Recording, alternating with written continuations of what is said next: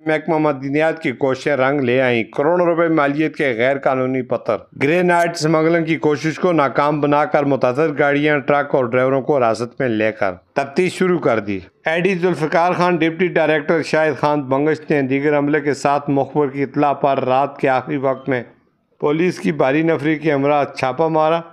पत्थरों से लदे हुए मुतअद्दिद ट्रकों को हिरासत में ले लिया।